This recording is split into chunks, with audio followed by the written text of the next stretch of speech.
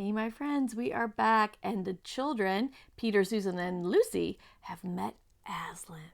Finally, they've come face to face with him and met him. And Peter was really sweet and told Aslan that Edmund had gone to the wrong side, right? To the evil witch. But he also took a little blame. He said, I made him angry. I'm sure that pushed him that way. But Aslan, he was there, and Lucy, the final words we heard in the last reading was Lucy, and here's what she said. Please, Aslan, said Lucy, can anything be done to save Edmund? And here's where we begin. All shall be done, said Aslan, but it may be harder than you think. And when he was silent again for some time, think about being in the presence of that mighty lion, and he said, all will be done, but it might be hard, and then silence. Wouldn't you just be wondering, what's going to happen? How hard? What's going to happen? Up to that moment, Lucy had been thinking how royal and strong and peaceful his face looked. But it suddenly came into her head now that he looked sad as well. But in the next minute, that expression was quite gone. The lion shook his big mane and clapped his paws together. Terrible paws, thought Lucy, if he didn't know how to velvet them, and said, meanwhile, let the feast be prepared. Ladies, take these daughters of Eve to the pavilion and minister to them. When the girls had gone, Aslan laid his paw, and though it was velveted, it was very heavy on Peter's shoulder. And he said, come, son of Adam, and I will show you a far-off sight of a castle where you will be king.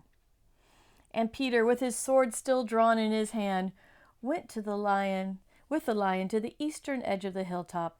There a beautiful sight met their eyes. The sun was setting behind their backs. That meant that the whole country below them lay in the evening light, that beautiful, beautiful light. Forest, hills, and valleys winding their way like a silver snake in the lower part of the great river. And beyond all this, miles away, was the sea, and beyond the sea, the sky, full of clouds, which were now turning rose color with the reflection of the sunset. Oh, how beautiful. Just where the land of Narnia met the sea, in fact, at the mouth of the great river, there was something on a little hill, and it was shining. It was shining because it was a castle. And of course, the sunlight was reflected from all of the windows which looked toward Peter and the sunset. But to Peter, it looked like a great star resting on the seashore.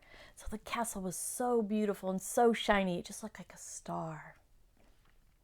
That, old man, said Aslan, is Cair Paravel, of the 4 thrones, in which one day you must sit as king. I show it to you because you are the firstborn, and you will be the high king over all the rest. And once more Peter said nothing, for at the moment a strange noise woke the silence suddenly. It was like a bugle, but much richer. It's your sister's horn, said Aslan to Peter in a low voice, so low that it was almost a purr, if it is not disrespectful to think of a lion purring. For a moment Peter did not understand. Then, when he saw the other creatures start forward and heard Aslan say with a wave of his paw, back! Let the prince win his spurs, he did understand, and set off running as hard as he could to the pavilion. And there he saw a dreadful sight. The naiads and dryads were scattering in every direction. Lucy was running toward him as fast as her short legs could carry her. Her face was as white as paper. Then he saw Susan make a dash for a tree and swing herself up into it, followed by a huge gray beast. Oh no. At first Peter thought it was a bear. Then he saw that it looked as though it was far too big to be a dog. Then he realized it was a wolf. All right, who sent the wolves? Do you guys remember? Do you remember who said, send the wolves first because they'll be faster than my sledge? Yes, it was a witch.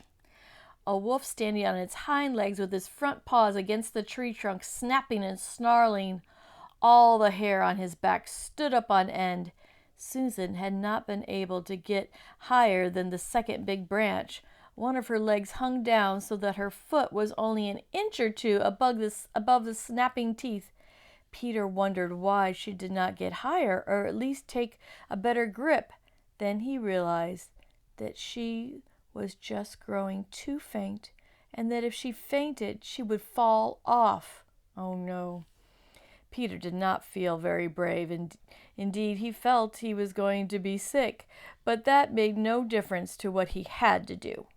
He rushed straight up to the monster and aimed a slash of his sword at his side.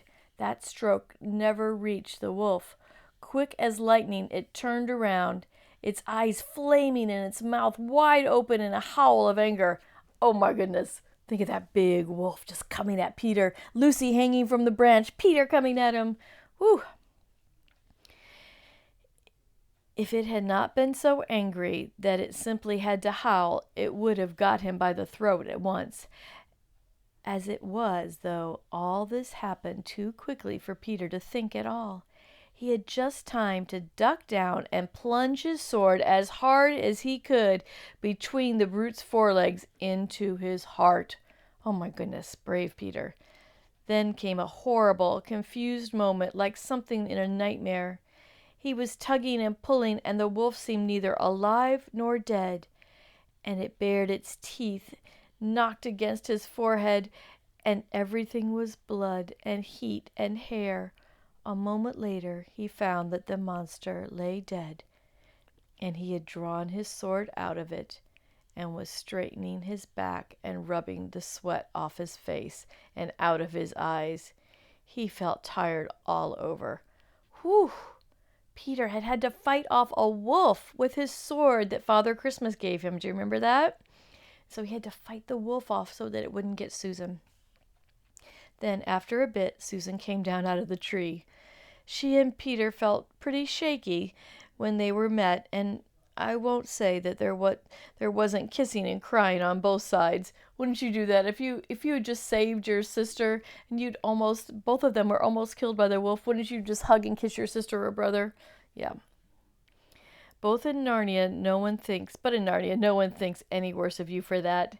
Quick, quick, shouted the voice of Aslan. Censors, eagles, I see another wolf in the thickets. There, behind you. He has just darted away. After him, all of you. So he's sending all the woodland creatures, the big fierce woodland creatures, after the wolf. He will be going to his mistress, which is the witch. Now is your chance to find the witch and rescue the fourth son of Adam. And instantly, with thunder of hooves and beating of wings, a dozen or so of the swiftest creatures disappeared into the gathering darkness. Peter, still out of breath, turned and saw Aslan close at hand. You have forgotten to clean your sword, said Aslan. It was true. Peter blushed when he looked at the bright blade and saw that it was smeared with the wolf's blood and hair. He stooped down and wiped it clean on the grass, and then wiped it quite dry on his coat. Hand it to me, and kneel, son of Adam, said Aslan. And when Peter had done so, he struck him with the flat of the blade and said, Rise up, Sir Peter, wolf's bane, and whatever happens, never forget to wipe your sword. So Aslan, who was the king, had Peter kneel down and took his sword and put it on one shoulder. Another. Have you guys ever seen that done by maybe the Queen of England?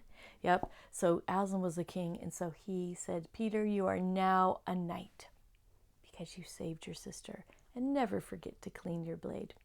All right, we're going to find out what happens tomorrow. But wasn't that a great chapter? Wow, so many big, exciting things are happening now. Stay safe, my friends. Stay home and listen for more Narnia tomorrow.